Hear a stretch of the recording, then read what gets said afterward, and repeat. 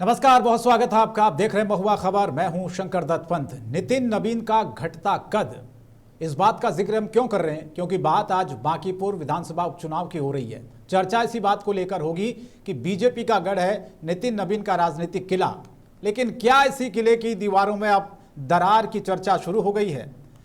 यह सवाल इसलिए क्योंकि जिस उम्मीदवार अभिषेक कुमार बंटी का नाम बड़े भरोसे के साथ आगे बढ़ाया गया, उन्होंने नामांकन दाखिल करने के महज 24 घंटे के भीतर ही पारिवारिक कारणों का हवाला देकर अपना नाम वापस लिया। इसके तुरंत बाद पार्टी ने नीरज कुमार सिन्हा भारती को नया उम्मीदवार घोषित कर दिया। अब इस पूरे घटनाक्रम ने कई राजनीतिक सवाल खड़े कर दिए हैं। क्या ये सिर्फ एक सामान्य राजनीतिक बदलाव है या फिर इसके पीछे संगठन के भीतर कुछ चल रहा है जो हमें नहीं दिख रहा है? क्या बांकीपुर जैसी प्रतिष्ठा वाली सीट पर आखिरी वक्त में उम्मीदवार बदलना चुनावी रणनीति है या नेतृत्व की मजबूरी? सवाल यह भी उठता है। और सबसे बड़ा सवाल तो ये कि क्या इस फैसले ने बीजेपी के राष्ट्रीय अध्यक्ष नितिन नवीन के राजनीतिक प्रभाव और निर्णय क्षमता पर बहस छेड़ दी है? विपक्ष का ये भी आरोप है, क्योंकि बार बार विपक्ष कई सारे आरोप अब इस पूरे मामले पर लगा रहा है। जब प्रत्याशी बदला, महज 24 घंटे के अंदर ऐसा क्या हुआ? क्योंकि पहले वाले प्रत्याशी ने तो दरअसल नामांकन तक कर दिया था। विपक्ष को भी इस घटनाक्रम ने बड़ा मुद्दा दे दिया है बीजेपी को घेरने का।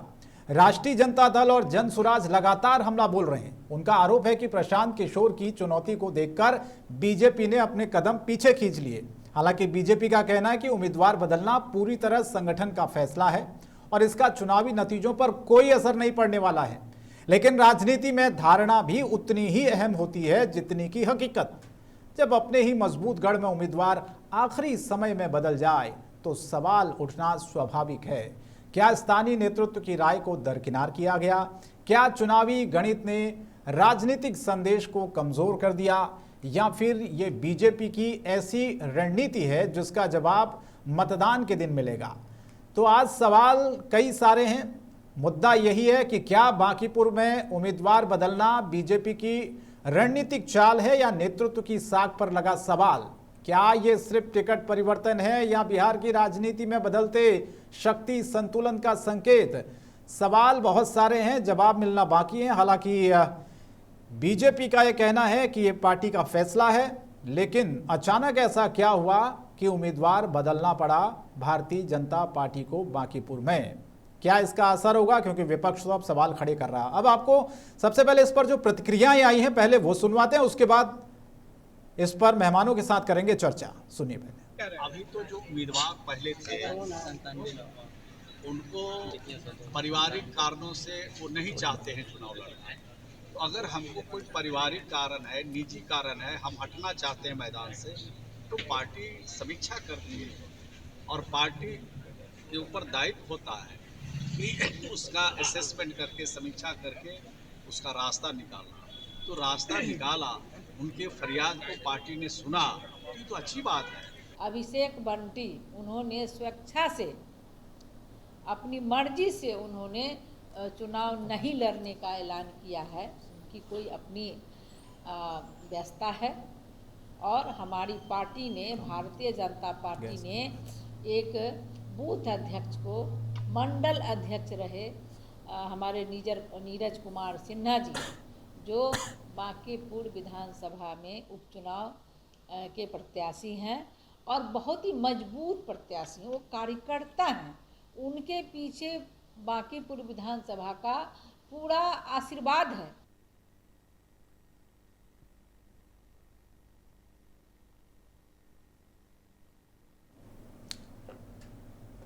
तो ये सुना आपने। अब आपको सुनवाते हैं जो नीरज सिन्हा है बीजेपी के प्रत्याशी बांकीपुर से, उनका क्या कहना है वो भी सुनिए आप। ऐसा है कि मैं माताओं बहनों से अपील करना चाहता हूं कि एक बूथ लेवल के कार्यकर्ता को मतदान करें और सेवा का मौका दें, और जो हमारा जो विकास हुआ है उस पर ध्यान देते हुए, और राष्ट्रीय अध्यक्ष जी के द्वारा जो विकास की बहार बढ़ रही है उसको आशीर्वाद के रूप में एक अपना आशीर्वाद दें मतदान के रूप में। और किसी भ्रमित लोगों के चक्कर में ना आए।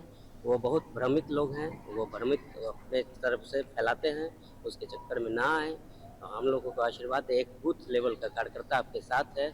मैंने वहाँ भी काम किया और आने वाले समय में राष्ट्रीय अध्यक्ष जी का काया रूप में मैं काम करूंगा।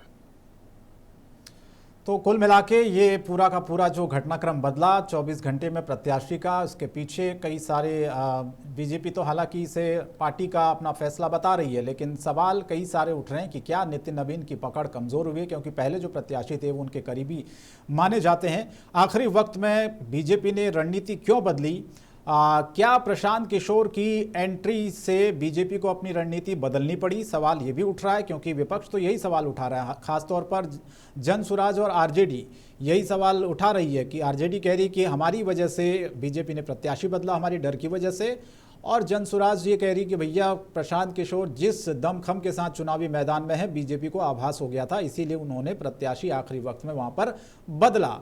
लेकिन जिस तरह से अब ये अपने ही गढ़ में कह सकते हैं कि बीजेपी को बैकफुट पर आना पड़ा, क्या जो नितिन नवीन है उनकी सियासी ताकत इससे घटी भी है? क्या पहले से होमवर्क नहीं किया गया था सही तरह से प्रत्याशी को लेकर कि आखिरी वक्त में ये फैसला लिया? बीजेपी से पारिवारिक कारण जरूर मान रही है, लेकिन राजनीतिक हलकों में चर्चाएं कुछ और ही हैं।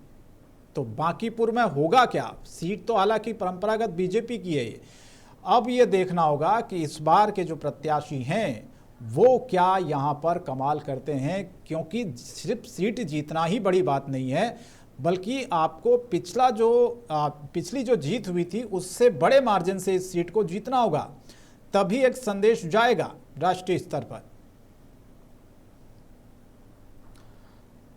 तो कई सारे सवाल हैं जिन पर हम चर्चा की शुरुआत भी करेंगे। नितिन नवीन का क्या जो कद है वो घटा भी है, सवाल हम इस बात को लेकर भी आज पूछेंगे।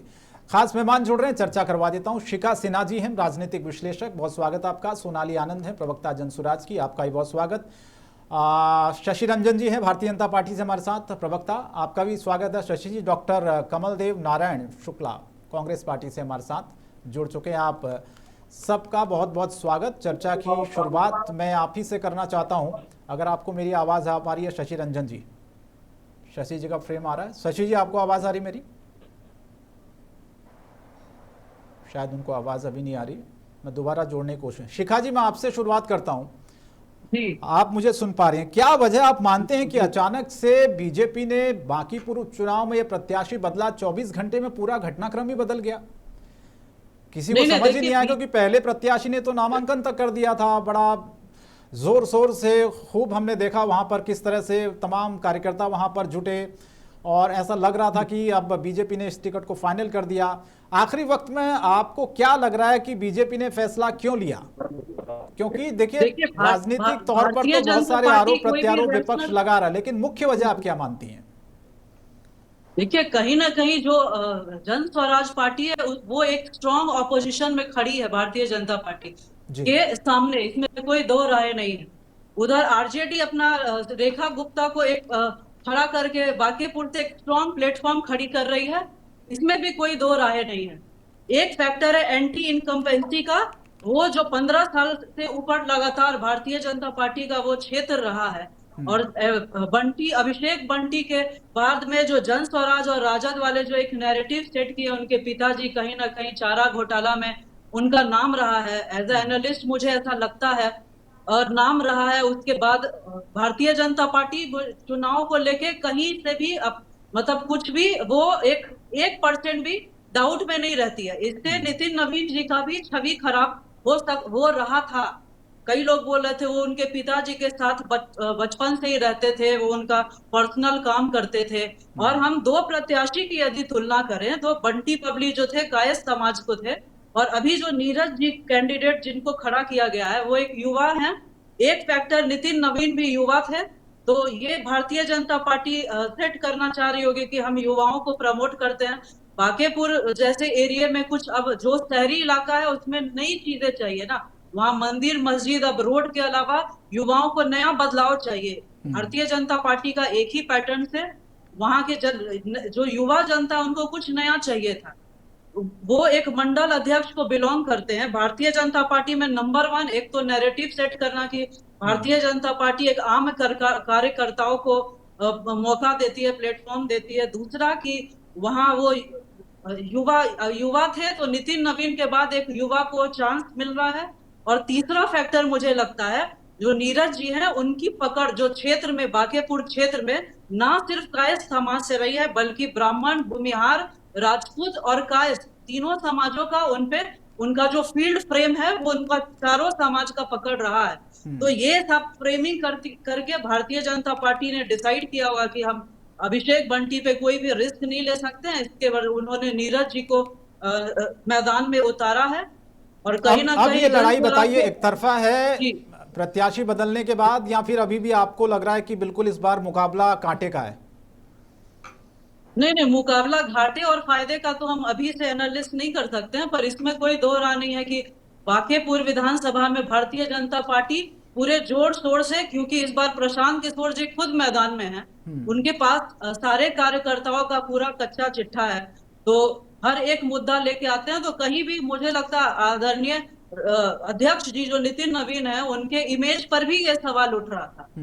इसीलिए भारतीय जनता पार्टी ये डिसाइड की होगी कि हम अपना कैंडिडेट चेंज कर देते हैं, पर जो भी उन्होंने किया है वो रैशनल नहीं किया, काफी सोच समझ के किया है।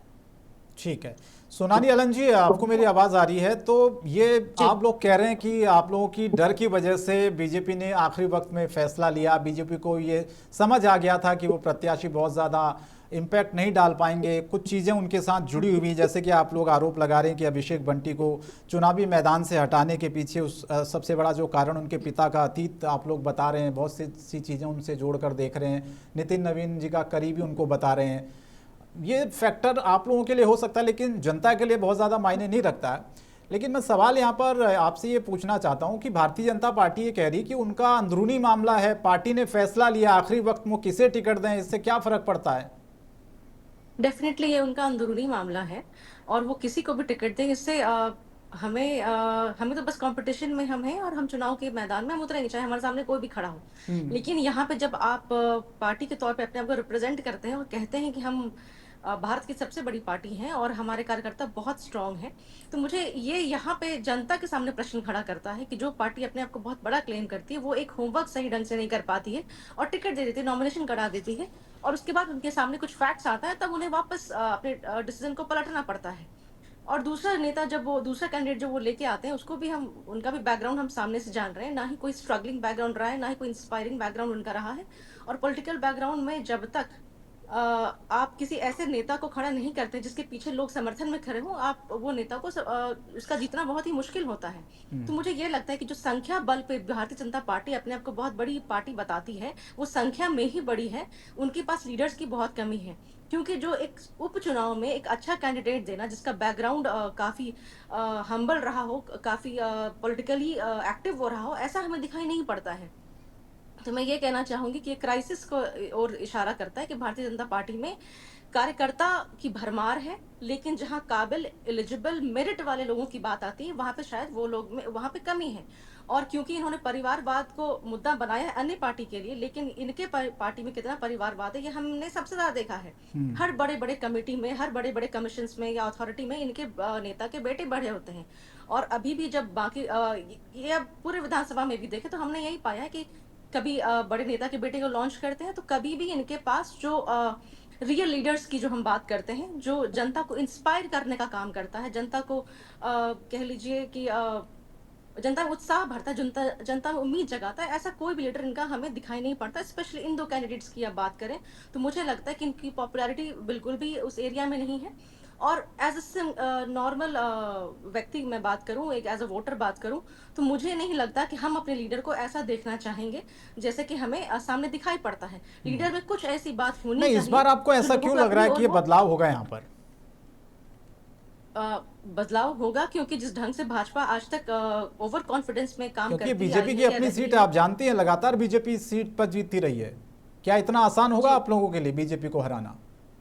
देखिए, सबसे पहली बात कि कोई भी पार्टी या नेता उस अपने काम पे चुना जाता है, लोकल लेवल पे उन्होंने कोई भी काम नहीं किया, ये पूरी जमीनी हकीकत है। दूसरी बात यहाँ पे यह है कि यहाँ पे नितिन नवीन की बात आ रही है और निर्णय भी शायद उनका ही है क्योंकि राष्ट्रीय अध्यक्ष हैं। जिस ढंग से उन्होंने फेरबदल की तो उनके डिसीजन मेकिंग पे भी प्रश्न उठता है कि उन्होंने कैसा निर्णय लिया। और साथ में अब जनता के लोग बाहर निकल के ये कहने लगे हैं कि 25 साल से इस सीट पे होने के बावजूद भी जो जमीनी काम दिखना चाहिए वो जमीन पे नहीं दिखता है। तो यहाँ पे दो बातें हो रही हैं। एक तो उनकी डिसीजन मेकिंग पे सवाल उठ रहा है कि एक इतनी बड़ी पार्टी होके जो इतना बड़ा नेतृत्व करती है पूरे भारत का, वो एक सही डिसीजन नहीं ले पाती है, अपने डिसीजन से पीछे हटकर उसे चेंज करना पड़ता है। और आनंद फानंद में जो डिसीजन आप नया भी लेते हैं वो भी बहुत ही स्ट्रॉन्ग डिसीजन दिखाई नहीं पड़ता है। दूसरी बात यहाँ पे इनकी एफिशिएंसी पे भी दिखाई पड़ती है कि 20 साल से एक क्षेत्र में काम करने के बावजूद भी आपकी एफिशिएंसी 0 दिखाई पड़ती है। अगर लोगों को बुनियादी सुविधाएं भी मिलने में फेल्ड है तो एज ए एमएलए आपने रिस्पॉन्सिबिलिटी अपनी नहीं निभाई है, और ये बहुत दो इंपॉर्टेंट फैक्टर है। ठीक ठीक, मैं लौट रहा हूँ, शशि रंजन जी को जोड़ लेते हैं एक बार। शशि जी, आपको आवाज आ रही मेरी?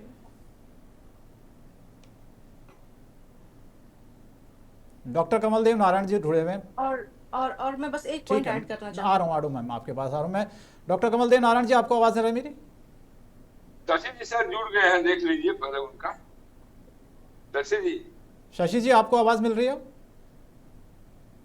उनका फ्रेम थोड़ा डिस्टर्ब हो रहा सर। मैं आपके पास आता हूँ डॉक्टर साहब। ये बताएं कि जनसुराज ये कह रही कि हमारे डर से बीजेपी ने आखिरी वक्त में वहां पर प्रत्याशी बदला अपना।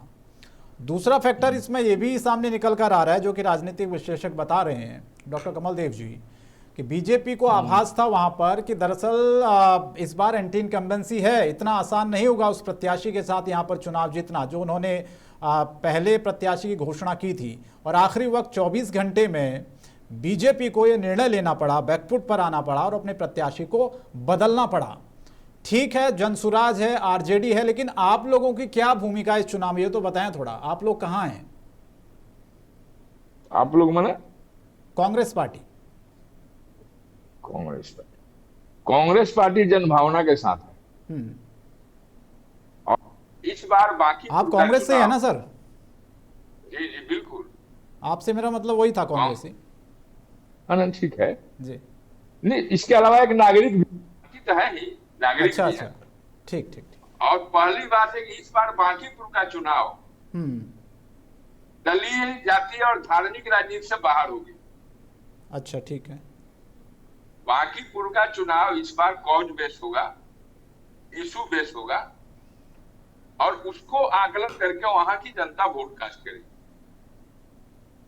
अब रही बात कि यह सीट 1995 से ही नितिन नवीन जी के परिवार में है। 95 में उनके पिताजी जीते थे, 2005 में उनकी मृत्यु होने के बाद उपचुनाव में नितिन नवीन जी जीत के आए। तब से आज 25 के चुनाव तक उनके परिवार में है। तो लगभग 35-36 साल का पीरियड कम नहीं होता है एक परिवार में, एक पार्टी में।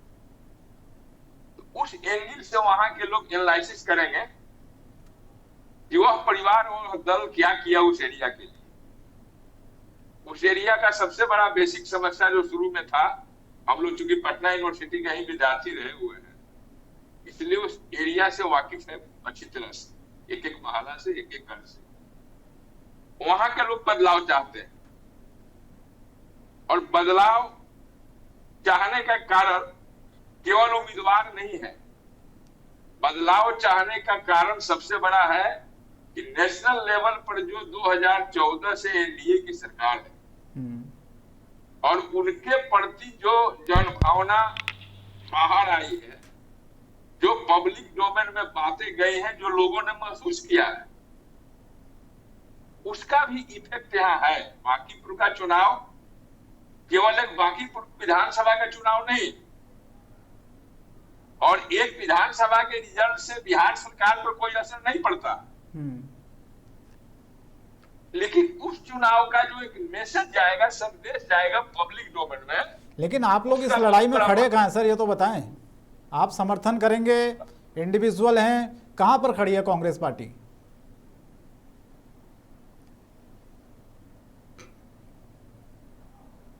आपका फ्रेम थोड़ा मुझे लगता है कि गड़बड़ा गया, दोबारा से आपको जोड़ने की कोशिश करेंगे। ऑडियो भी बहुत कम आ रहा है डॉक्टर कमलदेव नारायण जी का। शशि रंजन जी, आपको मेरी आवाज मिल रही है? शंकर जी, कांग्रेस पार्टी चाहेगी मिल रही है, थोड़ा आवाज बढ़ा, सफाया हो। आवाज मिल रही है, आवाज मिल रही है। कांग्रेस का टारगेट है इस जुमलेबाज सरकार से इस देश की जनता को आजाद कराना, और उस लड़ाई के कड़ी में बाकी विधानसभा का चुनाव है। ठीक है, कांग्रेस वहां खड़ी है। शशि जी, आपको आवाज मिल रही है? हाँ मिल रही है आवाज।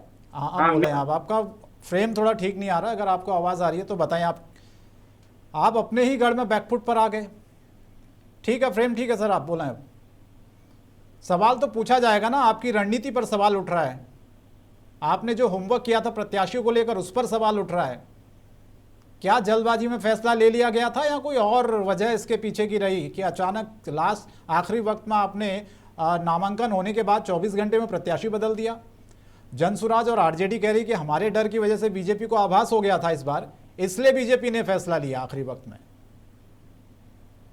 देखिए, जनसुराज और आरजेडी दोनों अपने जमानत बचाने की लड़ाई भारतीय जनता पार्टी के जो हमारे उम्मीदवार थे, उन्होंने बाकायदा प्रेस कॉन्फ्रेंस करके बताया कि हम पारिवारिक कारणों से चुनाव नहीं लड़ना चाहते हैं। उन्होंने माननीय पार्टी के प्रदेश अध्यक्ष जी को पत्र लिखकर और बाकायदा प्रेस कॉन्फ्रेंस करके पार्टी कार्यालय में उन्होंने सारी स्थिति से अवगत कराई। 24 घंटे में कैसे समझ नहीं आ रहा ना किसी को, अचानक से पारिवारिक कारण कहां से आ गया? नामांकन होने के बाद पारिवारिक कारण लोगों का कोई ना कोई पारिवारिक कारण होते हैं। उन्हीं कारणों से उन्होंने कहा कि मैं चुनाव नहीं लड़ूंगा। इसलिए पार्टी ने एक बूथ स्तर के कार्यकर्ता, मंडल अध्यक्ष के रूप में काम कर रहे पार्टी के एक कार्यकर्ता को चुनाव लड़ाने क्या का फैसला ये भी लिया। एक वजह है कि जो विपक्ष भी कह रहा है कि अभिषेक बंटी जो उनके पिता का अतीत इसके पीछे की वजह बताई जा रही है, उनका नाम हटा के दूसरे प्रत्याशी को वहां पर उम्मीदवार बनाना? देखिए, सबसे बड़ी बात है कि जब बंटी जी ने खुद कहा कर प्रेस के सामने आकर बताया कि मेरे पारिवारिक कारण, तो वह विषय अब बचा नहीं है। दूसरी बात है कि जो ये विपक्ष के लोग बोल रहे हैं, प्रसाद किशोर जी की पार्टी बोल रहे हैं, राजद के लोग बोल रहे हैं, इनको मैं बता देना चाहता हूं कि आप दोनों अपने जमानत बचाने में का प्रयास कीजिए। हमें नहीं लगता है जिस तरह से बांकीपुर की जनता एनडीए प्रत्याशी नीरज सिन्हा के पक्ष में खड़ी हो गई है, उससे ऐसा महसूस हो रहा है लोगों में कि जमानत ये दोनों पार्टियां नहीं बचा पाएगी। कहीं कोई लड़ाई नहीं है भारतीय जनता पार्टी के प्रत्याशी का अन्य दलों से। लेकिन आपकी रणनीति, आपके राष्ट्रीय अध्यक्ष की रणनीति पर तो सवाल उठ रहा है ना? कोई रणनीति पर सवाल नहीं उठ रहा है। कोई ना कोई तो कार्यकर्ता ही न लड़ रहा है, पार्टी का वर्कर ही लड़ रहा है ना चुनाव। तो रणनीति की सवाल उठने की बात कहाँ है? अचानक जो बदलाव हुआ शशि जी, उसमें तो सवाल उठेगा ना, फिर ऐसा क्या हो गया 24 घंटे के भीतर?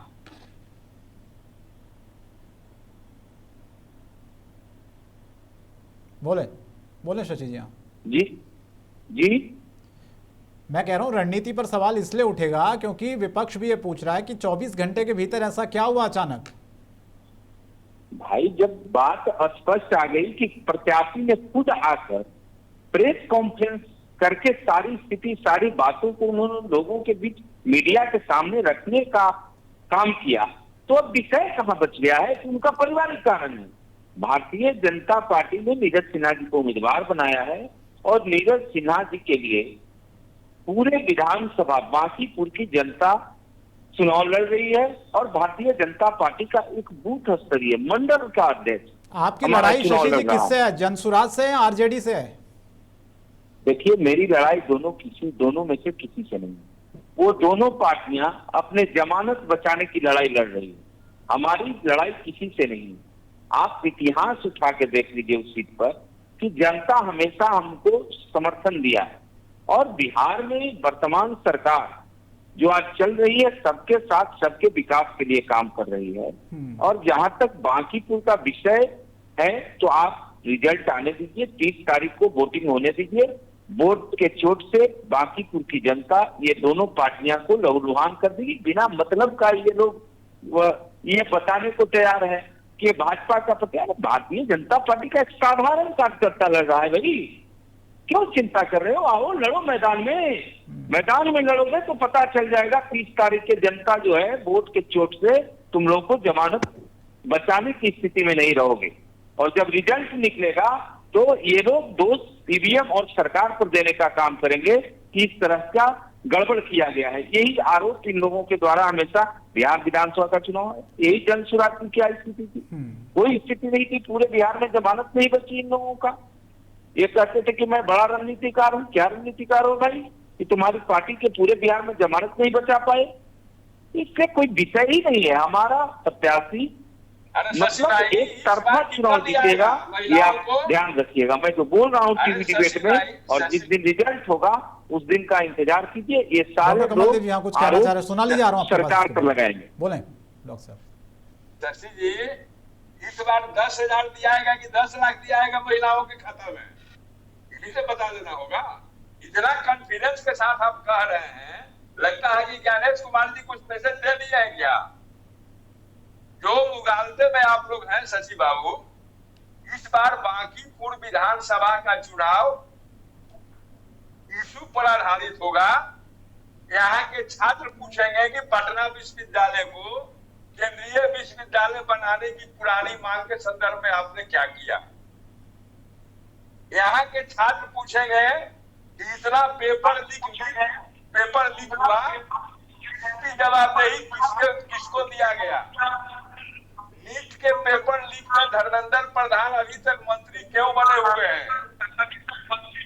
इसके बाद पूछेगा कि यहाँ रोड पर अपना जीवन बसर करने वाले व्यापारी के लिए वेंडर जोन बनाने का दर्जनों जो घोषणा हुआ था, हाई कोर्ट के इंस्ट्रक्शन के बाद कहां कहां वेंडर जोन बना।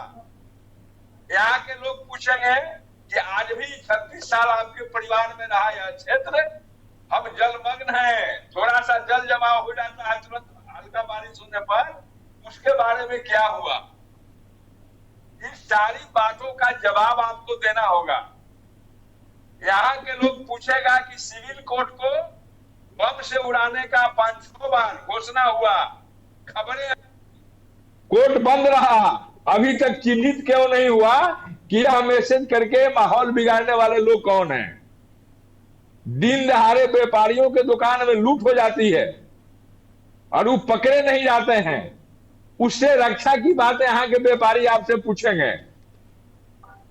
पीएमसीएच बगल में है, यहाँ जिस ढंग की बातें चल रही है, जिस ढंग का यहाँ बाजारीकरण हो रहा है अस्पताल में, जिस ढंग का खिलवाड़ होता है मरीजों के परिवार के साथ, मरीज के साथ, और बराबर डॉक्टर मारपीट करते के साथ नर्स के बीच मारपीट होती है, यह कब सुधरेगा। विश्व स्तरीय अस्पताल बनाने की बात आप कर रहे हैं और 5-6 गो यहाँ जो है एमआरआई का मशीन भी काम नहीं करता है, अल्ट्रासाउंड का मशीन नहीं काम करता है, हर दवा बाहर से मंगानी पड़ती है। इन सारे बिंदु पर यहाँ के लोग पूछेंगे और वोट कास्ट करेंगे इस इश्यू पर। ये मुगालते में आप न रहें कि लालू जी का भय दिखा के, जंगल राज का भय दिखा के आरजेडी जीत जाएगा तो यह हो जाएगा वो हो जाएगा, यह दिखा के आप वोट लेंगे, यह बांकीपुर में होने नहीं जा रहा। यहाँ इश्यू पर वोट होगा और निश्चित रूप से टारगेट होगा कि एनडीए चुनाव हारे। अच्छा, कांग्रेस पार्टी किसको चुनाव हराने के लिए कर रही है डॉक्टर कमल देव जी? मैंने शंकर बाबू, मैंने किसी को समर्थन नहीं किया, मैंने कॉज पर वोट कास्ट करने का अपील तो जाना पड़ेगा ना, बीजेपी को हराने जा रहे हैं आप तो मैंने कहा कि जो बीजेपी को हराएगा उसके साथ यहाँ की जनता है और हम जनता के साथ हैं। मतलब आप दोनों के साथ है, जन स्वराज और आरजेडी के साथ? मैंने कहा जो बीजेपी को हराएगा उसको यहाँ की जनता चाहती है, ठीक है, और जनता जिसके साथ है मैं उसके साथ हूं। सोनाली आनंद जी, हाँ बताएं, आप कुछ कहना चाह रही थी। ये कॉन्फिडेंस है और कॉन्फिडेंस है सोनाली जी, क्योंकि देखिए आप लोग भी जानते हैं, शशि जी ने भी कहा बीजेपी का अपना किला है, इसको फतेह करना उतना आसान नहीं है, क्योंकि प्रशांत किशोर जन स्वराज अभी आपने देखा विधानसभा चुनाव में उसमें क्या हश्र हुआ। चुनाव लड़ने और चुनावी रणनीति बनाने में बहुत फर्क होता है सोनाली जी। बिल्कुल बिल्कुल होता है, और जब हम जमीन पर उतर चुनाव लड़ते हैं, बहुत सारी चीजें जो पिछले चुनाव में हुई वो बात को दोहराने कोई मतलब नहीं है। ये बहुत चर्चा का विषय रहा पूरे देश में। भले कोर्ट में भी हम गए, कोर्ट ने उस बात को खारिज कर दिया, जिस ढंग से सारी चीजें होती हैं हमारे आंख के सामने, वो अलग मुद्दा है। लेकिन मैं यहाँ पे ये कहना चाह रही हूँ, जिस ढंग से यहाँ पे दावे किए जा रहे हैं, सीधी सी बात है, आप विकास की बात करते हैं, मैं एक सिंपल सी बात कहती हूँ कि बांकीपुर में जो आधी से ज्यादा एरिया है या आधी से ज्यादा आबादी आज भी वो स्लम में रहती है, और आपने 40 साल में होने के बावजूद भी वहाँ पे बुनियादी सुविधा नहीं पहुंचाई। और अन्य मुद्दे जो हमारे अदर पैनलिस्ट ने गिनाई वो तो साथ में है ही। उसके अलावा अगर ये बहुत अपने आप को मजबूत संगठन कहते हैं, तो मैं ये बात जानना चाहती हूँ कि आज इनके निर्णय से पार्टी में ही इनके कार्यकर्ता दो खेमे में बट गए हैं। जो सरकार का सपोर्ट करे, इस डिसीजन का सपोर्ट करे, उनकी मजबूरी है। शायद इन प्रवक्ता जो हमारे साथ बैठे हैं, इनकी भी मजबूरी है कि सरकार के या फिर बीजेपी के निर्णय को वो सपोर्ट करें, क्योंकि पार्टी के अगेंस्ट या पार्टी की गलत डिसीजन को वो यहाँ पे कह नहीं सकते। लेकिन आज भी ये जमीनी हकीकत है कि इन कार्यकर्ता इस फैसले से दुखी हैं, और उन्होंने ये कहा है कि ये निर्णय जो है पार्टी के कार्यकर्ताओं के हित में नहीं है, क्योंकि कई ऐसे कार्यकर्ता जमीन पे बहुत सालों से काम करते आ रहे हैं और उन्हें जो मौका मिलना चाहिए था वो मौका नहीं मिलकर किसी ऐसे व्यक्ति को मौका देते हैं जिसने राजनीति भी शुरू ही की है, जो बहुत ही बूथ कार्यकर्ता है, जिसकी राजनीति समझ नहीं है, पूरा एडमिनिस्ट्रेशन या पॉलिटिक्स कैसे काम करता है, पब्लिक सोशल इश्यूज क्या होते हैं, इसकी कोई समझदारी नहीं है। आप उसे लेके खड़ा करते हैं। और जैसा मैंने पहले कहा, लीडर वो होता है जिसके पीछे लोग चलना चाहें, जिसे लोग सुनना चाहें। एक ऐसा व्यक्ति जो अपने लिए जनता से सही ढंग से अपील नहीं कर पा रहा, आप उसे खड़ा करते हैं और कहते हैं कि जनता इसे आशीर्वाद देगी। तो मुझे नहीं लगता जनता को कहीं भी यहाँ उम्मीद या होप नजर आता है कि उनकी समस्या को सुन पाएगा, समझ पाएगा और सॉल्व करने की कैपेबिलिटी रखता है। तो सीधी सी बात यहाँ पे यह है कि ये यहाँ पे बेवकूफी कर रहे हैं या कोई नहीं। शशि जी ने कहा कि हारने के बाद आप लोग ईवीएम को तो दोष नहीं देंगे इस बार फिर से। गया है, इसकी सराहना नहीं की जा सकती। जी, शशि जी ने सवाल उठाया, बीजेपी के प्रवक्ता हैं शशि रंजन जी, वो कह रहे हैं हारने के बाद आप लोग फिर से ये सगुफा उठाएंगे, आरोप लगाएंगे भैया ईवीएम में गड़बड़ थी, वहां गड़बड़ थी, इसलिए बीजेपी चुनाव जीत गई। ऐसा तो नहीं करेंगे इस बार? देखिए शंकर बाबू से दिखाई दे रहा है चुनाव आयोग हर परिस्थिति में वह दोषी है, वो दायरे में है, वो आरोपी है हर परिस्थिति में, जीतने पर भी और हारने पर भी। देखिए, ऐसा नहीं है। तो जो बात कह जो आरोप है वो आरोप है। जो बात है ये बात मैंने कहा, इस केवल आरोप है ना सर, ये आरोप कभी सिद्ध थोड़ी हो पाया। साबित हो चुका है, साबित हो चुका है, साबित नहीं हुआ सर। चुनाव आयोग ने साबित हुआ है, साबित चुनाव आयोग क्या, अरे अगर चुनाव आयोग इतना निष्पक्ष था कहाँ साबित हुआ बताइए? चुनाव आयोग ने सबको कहा आप आइए। शंकर जी सुनिए तो पहले, चुनाव आयोग अगर इतना निष्पक्ष काम करने के लिए था तो उसको 2023 में वो कानून लाके छतरी की क्या जरूरत कि कतरों को कर्म करोगे तुम पर एफआईआर नहीं हो सकता है। चुनाव आयोग रहते हुए भी और हटने के बाद भी इतना बड़ा तुमको वाटर प्रूफ, मतलब ईवीएम का मुद्दा उठाएंगे आप इस बार भी, ये निश्चित है? नहीं, ये बात अच्छा ठीक है, आ रहा हूँ सर, ये सोनाली जी कंप्लीट कर ले, फिर आपके पास आ रहा हूँ। चाहिए चुनाव निष्पक्ष लड़ा जाना चाहिए और यही डेमोक्रेसी की मांग होती है, यही डेमोक्रेसी में होना चाहिए। ईवीएम पर भरोसा है ना सोनाली जी आप लोगों को, आपकी पार्टी को? ईवीएम पर भरोसा है ना? ईवीएम पर भरोसा है आप लोगों को? ईवीएम पे भरोसा है, लेकिन पार्टी जिस ढंग से पिछला जो नहीं दोनों बात मत करिए। देखिए ईवीएम पर भरोसा है तो हाँ करिए, देखिए वो चुनाव आयोग का मसला है, पार्टी का नहीं है, आप भी जानती हैं। नहीं, जैसे बिहार में अंतिम समय में 10,000 रुपए बांटे गए, ये पार्टी का निर्णय था और चुनाव आयोग ने इसका समर्थन किया, इस पर कभी भी कार्रवाई नहीं की। ये बात पूरे देश इस बारे में बात कर रहे हैं। हम इस टॉपिक को यहाँ नहीं लाके मुद्दे से डाइवर्ट नहीं करेंगे, लेकिन मैं ये कहना चाह रही हूँ कि यहाँ पे चुनाव निष्पक्ष लड़ा जाना चाहिए। निष्पक्ष लड़ा जाता है तो डेफिनेटली जो चीजें अगर ये जैसे इन्होंने सिस्टम के माध्यम से पिछली बार कैश बांटा और इस बार हो सकता है कि ऑफ रिकॉर्ड कैश बांटे, जो कि पार्टी करती आती है, तो अगर ऐसा कुछ करते हैं ये अलग मैटर है। यहाँ पे चुनाव आयोग अपनी भूमिका में आनी चाहिए और उन्हें देखना चाहिए कि चुनाव निष्पक्ष होना चाहिए। और दूसरी बात, जैसे मैंने कहा कि यहाँ पे अनेक मुद्दे हैं, मुद्दे पे चुनाव लड़ा जाएगा और जिस ढंग से आपने कैंडिडेट को रखा, ये जनता को कभी भी एक उम्मीद भी नहीं दे रहा है कि भारतीय जनता पार्टी यहाँ पे काम करेगी। तो ये कहीं ना कहीं इनका जो डिसीजन है इन पे भारी पड़ेगा और जो चीजें होंगी सामने निकल के चुनाव के बाद आएंगी। शिखा सिन्हा जी, ये क्या आपको लगता है कि बीजेपी की जो रणनीति है उस पर भी यहाँ सवाल उठा, आखिरी वक्त में प्रत्याशी बदलना? हालांकि बीजेपी भले ही ये कहे कि पारिवारिक कारण हो, लेकिन हम सब जानते हैं कि पारिवारिक कारण इसके पीछे नहीं है। दूसरा सवाल मेरा ये है कि क्या जो नितिन नवीन है राष्ट्रीय अध्यक्ष, आप उनके लिए भी एक राजनीतिक परीक्षा है उनकी ये चुनाव जीतना किसी भी हाल में? क्योंकि एक तो अपनी उनकी सीट है, परंपरागत सीट रही, दूसरा वो राष्ट्रीय अध्यक्ष हैं, रणनीति लगातार बना रहे हैं, बिहार भी आए थे। तो दोनों सवाल मैं आपसे पूछना चाहता हूं। देखिए, ये कहीं ना कहीं पूरे भारतीय जनता पार्टी के साथ साथ नितिन नवीन जी की प्रतिष्ठा की बात होगी ही, और मुझे नहीं लगता कि अपना लास्ट टाइम पे अपना एजेंडा या फॉर्मूला बदल देना ये कोई गलत है। अब जो बीजेपी के विरोधी है उनका काम है इस पे सवाल उठाना, वो अपनी जगह सही है, लेकिन जो ईवीएम मशीन में जो दूसरी पार्टियां हैं वो लगातार बोलती हैं कि ईवीएम मशीन में सेटिंग की वजह से चुनाव जीतती है, तो भारतीय जनता पार्टी मुझे लगता है पूरा ग्राउंड वर्क करके, पूरा होमवर्क करने के बाद अपने प्रत्याशी को उतारती है, और जो भी उनका जो क्षेत्र में क्या रिएक्शन है वो डे टू डे देख के लास्ट टाइम पे उन्होंने अभिषेक बंटी जी को जो उतारा था, मेरा सवाल शिखा जी वही था, क्या वो थोड़ा जल्दबाजी में लिया गया फैसला था क्या थोड़ा सा उन्होंने होमवर्क नहीं किया था, या फिर जो आरोप विपक्ष लगा रहा है जनसुराज जिस तरह से एक्टिव है वहां पर, क्या वो चुनावी माहौल देखते हुए आखिरी वक्त में ये फैसला लेना पड़ा, ये मजबूरी थी? नहीं, भारतीय जनता पार्टी ने जो पहले प्रत्याशी को खड़ा किया वो भी माहौल देख के ही किया होगा, लेकिन अचानक से जन स्वराज या अदर पार्टी का एक नैरेटिव सेट कर लेना, या वहां के एक कहीं ना कहीं अफवाह और विरोधाभास वहां की जनता में आ जाना, तो भारतीय जनता पार्टी का एक लक्ष्य होता है चुनाव जीतना। उसके लिए वो लास्ट टाइम पे यदि अपना फॉर्मूला चेंज करते हैं तो मुझे लगता है ये वो कहते हैं ना, मोहब्बत और जंग में सब जायज है। जंग एक चुनाव जीतना एक जंग है, तो ये मुझे कहीं से गलत नहीं लगता है उनका एजेंडा। लास्ट टाइम पे भी कोई भी पार्टी अपना फॉर्मूला चेंज कर सकती है जी, जन स्वराज है, 10,000 डालना ये कहीं कहीं से नहीं लिखा है डेमोक्रेसी में कि ये चुनाव आयोग के खिलाफ है। आप बिल्कुल जनता को किसी ना किसी प्रति लुभा सकते हैं। एक विश्लेषक होने के नाते तो मैं सारी पार्टियों के लिए यही कहूंगी, जन स्वराज हो या राजद। शिखा जी क्या कह रही हैं आप? क्या कह रही हूँ?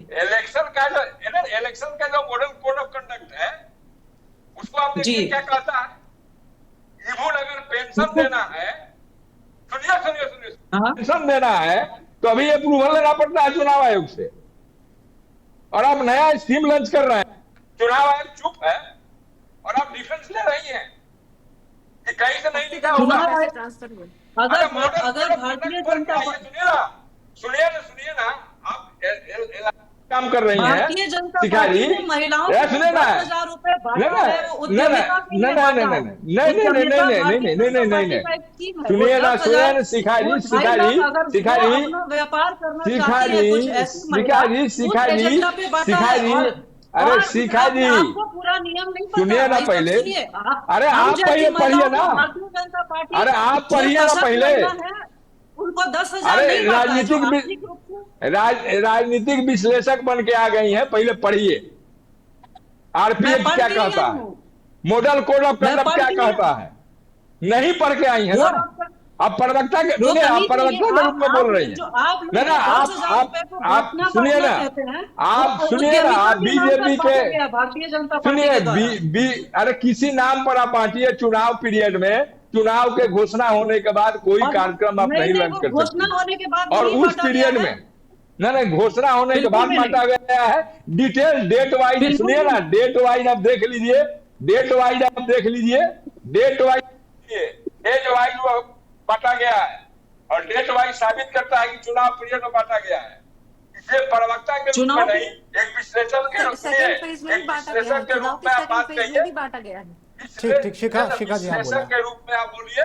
अकाउंट में जितने पैसे आए हैं वो चुनाव के 2 महीना पहले के हैं, चुनाव के पास जितने भी महिलाएं हैं उन सबका अमाउंट अभी तक रुका हुआ है।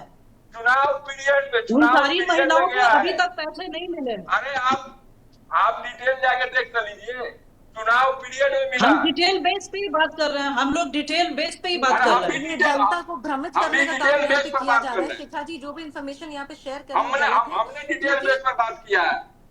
प्रवक्ता क्यों बनी हुई है बीजेपी के? आप हर फ्राइडे किए गए थे। फर्स्ट फेज से पहले उनको कंप्लीट करने दें। मैं आ रहा हूँ सोनाली जी आपके बारे में, पहले शिखा जी कंप्लीट कर लें। हाँ, फिर आ रहा हूँ शिखा जी आपके पास। शिखा जी कंप्लीट जी ये 10 नहीं, अगर ये मैं निष्पक्ष बात कर रही हूँ। वो भारतीय जनता पार्टी यदि 10,000 बांटी है तो ये चुनाव पीरियड में नहीं बांटी है, वो चुनाव के काफी पहले उन्होंने बांटना बंद कर दिया है, क्योंकि ऐसी तमाम महिलाएं हैं जो अपना अकाउंट कौन समझाए आपको, कौन समझाए उनको पैसे नहीं, आपको कौन समझाए? फेज वाइज बटा है, डेट वाइज बटा है, ये बवाल विज्ञापन निकाल के बटा है। वहीं से शुरू हुआ था विपक्ष की तरफ से कि आपने जो विज्ञापन निकाल के बटा है, उसी टाइमिंग पर विपक्ष ने सवाल उठाया था और बहुत हंगामा इस मुद्दे पर हुआ था। सोनाली जी आप कुछ कह रही थी, यहाँ बोले। फेज वाइज बटा है और बहस कर रही है, विश्लेषक बन के लोग बैठ जाता है। ठीक सर, आ रहा हूँ आपके पास। एक सोनाली जी को कंप्लीट कर लें। जी, मैं यही कहना चाह रही हूँ, जो बातें यहाँ पे शिखा जी कह रही हैं, पिछले डिबेट्स में भी कभी इन्होंने बहुत सारी बातें ऐसे की जिससे जनता इत्तेफ़ाक नहीं रखती, और इस डिबेट में भी वो ऐसे यहाँ पे गलत फैक्ट्स दे रही हैं। पिछले चुनाव में भी यही हुआ था, मॉरल कोड ऑफ कंडक्ट जारी होने के बाद पैसे ट्रांसफर किए थे, हर फ्राइडे को डेट फिक्स किया गया था कि पैसे ट्रांसफर होंगे। फर्स्ट फेज में भी पैसे ट्रांसफर किए गए थे, सेकंड फेज चुनाव से भी पहले पैसे ट्रांसफर किए गए थे। तो यहाँ पे अगर फैक्ट बेस्ड राजनीतिक विशेषज्ञ ही बात ना कर सके तो उन्हें बैठे कोई मतलब नहीं है यहाँ पे, क्योंकि जनता को भ्रमित करने जैसी बात है। और आपने इस बात की पुष्टि कर दी कि ये बातें हुई थी, और ये बहुत बड़ा मुद्दा उस वक्त से ही बना हुआ था। तो यहाँ पे मुझे लगता है कि ये पार्टी को डिफेंड कर रही हैं। आप हो सकता है कि उनकी वोटर हो या फिर आप उनके समर्थक हो, लेकिन जब एज एनालिस्ट आप यहाँ बैठती हैं तो आपको शायद न्यूट्रल बातें करनी चाहिए। ये मैंने तो कहा ना, मैंने कहा ना, मैंने आपको कहा ना कि जिस तरह से जो सवाल उठा वो टाइमिंग को लेकर सवाल उठा, इस बात को तो मैं कह ही रहा हूँ बार बार। आपने इस बात की पुष्टि की, राजनीतिक विश्लेषक में हम लोग भी कहीं कहीं बैठते हैं, लेकिन पार्टी को वहां बुला जाते हैं। अच्छा, बोले एक एक करके पार्टी को बुलाने के बाद सोनाली जी पहले आप बोले, मैंने कोई पुष्टि नहीं की। प्रॉपर्ली एजेंडा के तहत तो अपना प्लान चेंज की है। इस बात से मैं एग्री करती हूँ। जो बेबुनियादी अपने विधायक को चेंज किए हैं, जो तथ्य है उसको मैं स्वीकारने के लिए तैयार हूँ कि ये बात है। प्रॉपर ग्राउंड वर्क करने के बाद नीरज जी को लाया गया, अभिषेक जी को हटा के, कोई इत्तेफाकन नहीं लाया कर रहे हैं। तो 10,000 रुपया पर बोल रहे थे आप, उस पर बोलिएगा। करती हूँ। बोले सोनाली जी आप बोले। हाँ, आपका टर्म है जी। मैं वही कह रही थी कि ये बहुत बड़ा डिस्कशन रहा था, और ये फैक्ट बहुत बड़ा, इस बात की चर्चा यहीं से शुरू हुई थी, और शायद इसीलिए ये मामला कोर्ट में भी गया था। जजराज इस बात को सुप्रीम कोर्ट में भी लेके गए। भले वहाँ पे हमारी एप्लीकेशन एक्सेप्ट नहीं हुई, वो अलग मैटर है, उन्होंने हाई कोर्ट जाने को कहा, ये अलग मैटर है। लेकिन जो फैक्ट्स यहाँ पे चुनाव के 6 महीने बाद उसको अगर मैनिपुलेट किया जाएगा तो ये हित में नहीं है जनता के। और ये एज ए एनालिस्ट अगर आप इस बात को कहती हैं तो कहीं ना कहीं आप अपने रोल को जस्टिफाई नहीं कर रही है। हर व्यक्ति का किसी न किसी पार्टी से एफिलिएशन होता है, लेकिन जब आप जिस रोल में यहाँ पे बैठी हैं आप उसको जस्टिफाई करें। ठीक है, बांकीपुर पे आ जाते हैं, फिर बांकीपुर पे आ जाते हैं। मैं जनसुराज की बात करूंगी, पर्सनल ना हो, बांकीपुर पे आ जाते हैं फिर से। सोनाली जी बांकीपुर की बात है तो हमने यही कहा कि जिस ढंग से वहाँ का माहौल बनता जा रहा है, हमें सारी चीज़ें अपने फेवर में दिखाई दे रही हैं, जनता का समर्थन हमें मिल रहा है, और जिस ढंग से हम हर मुद्दों को उठा रहे हैं, प्रशांत किशोर जी की पॉपुलैरिटी जिस ढंग से है, मुझे लगता है कि ये चुनाव बहुत दिलचस्प से मुझे लगता है कि काइंड ऑफ प्रेडिक्टेबल होते जा रहा है। लेकिन फिर भी हम उस दिन का वेट करेंगे और देखेंगे जनता किधर फैसला लेती है। लेकिन हमें उम्मीद, हम इस चीज़ को लेकर बहुत पॉजिटिव है। अब आपको मेरी आवाज़ आ रही है शशि रंजन जी? शशि जी, आप मुझे सुन पा रहे हैं? हाँ, सुन पा रहे हैं, आवाज आ रही है। आपका सर वीडियो बिल्कुल नहीं आ रहा, ऑडियो आपका आ रहा है, बोलें आप जी, बताइए। जी, बांकीपुर की चर्चा हो रही है, सवाल आपकी रणनीति पर उठ रहा है, राष्ट्रीय अध्यक्ष की रणनीति पर उठ रहा है, लेकिन आप भले ही ये कह दें कि भैया मामला हमारा पर्सनल था, पारिवारिक कारण था, ये बात गले से नीचे नहीं उतर रही है बिल्कुल भी। जनसुराज और आरजेडी तो आरोप लगा रही है ना कि हमारी डर की वजह से बीजेपी को आखिरी वक्त में रणनीति बदलनी पड़ी, बैकफुट पर क्यों आना पड़ा आपको? अच्छा, एक बात बताइए आप कि हमारा जब विपक्ष से कोई लड़ाई ही नहीं, जिसको हमेशा हम लोगों ने 50,000 से नीचे वोटों से नहीं हराया, 50,000 के ऊपर वोटों से हमने हराया। भारतीय जनता पार्टी के प्रत्याशी आदरणीय राष्ट्रीय अध्यक्ष जी हराए हैं और उनके पिताजी हराए हैं। उतना मार्जिन से हम चुनाव हराते हैं वहां। लेकिन इस बार तो प्रशांत किशोर खुद चुनावी मैदान में। सर, प्रशांत किशोर तो पूरे बिहार में लड़ लिए, इतने हल्के में क्यों ले रहे हैं आप जनसुराज को? पूरे बिहार में जमानत जब्ती के सर्टिफिकेट ले चुके हैं, अब बाकी बचा खुद सर्टिफिकेट लेने आए हैं। तो उनको भी 30 तारीख को जो बांकीपुर की जनता है वो जमानत जब्ती का सर्टिफिकेट देने का काम करेगा।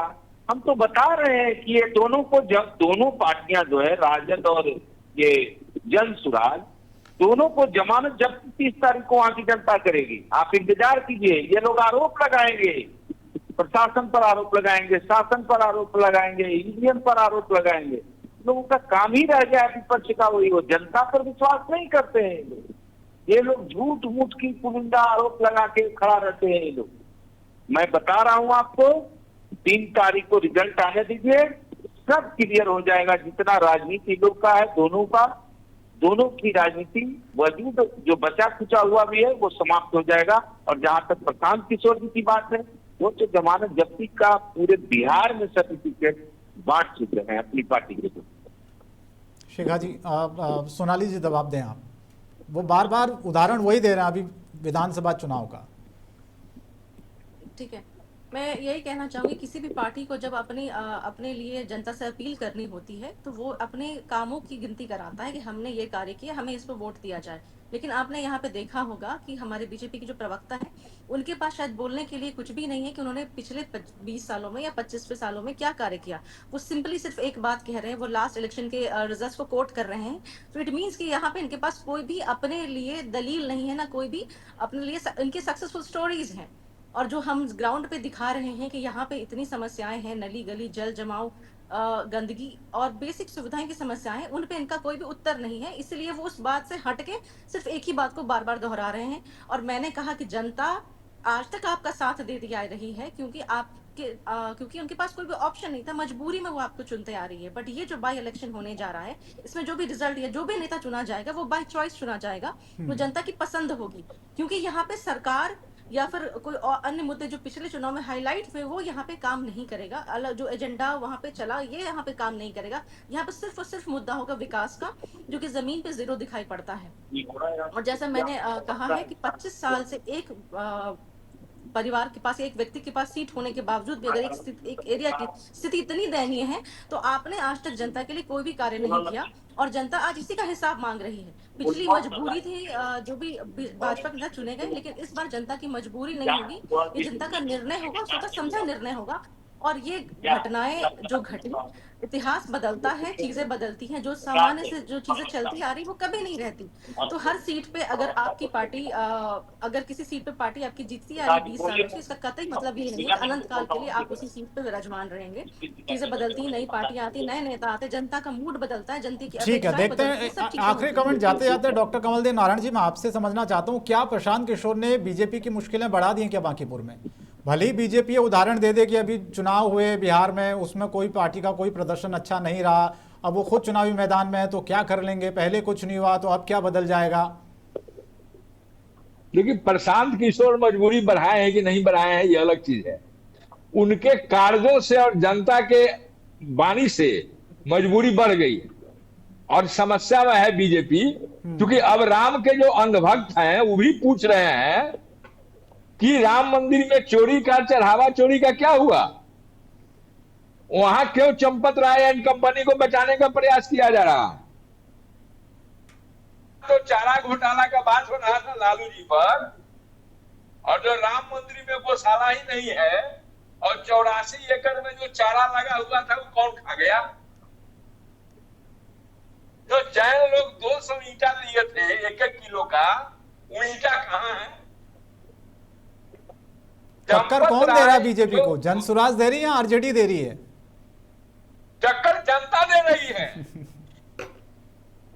टक्कर जनता दे रही है। जनता नहीं चाहती अब कि अब जैसे ही शशि भाई हमारे कह रहे थे कि देखिएगा 3 तारीख को, अरे क्या ज्ञानेश बाबू का कोई मैसेज आ गया है? ठीक, अभी भी तो शर्म कीजिए आप लोग। चुनाव आयोग पार्टी थी, पार्टी है, पार्टी रहेगी। जब तक चुनाव आयोग के कार्यशैली में परिवर्तन नहीं होता है, इस डेमोक्रेसी में उसे चोर कहने में कहीं कोई हिचक नहीं है। और कई एक जगह दिखाई दिया है कि पहले वोट चोरी होता था, अब तो सीट चोरी भी हो रहा।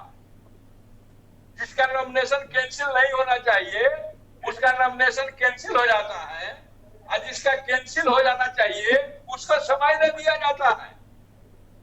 यह चुनाव आयोग की निष्पक्षता है, और निष्पक्षता इस रूप में है, इसका बहुत बड़ा कारण है।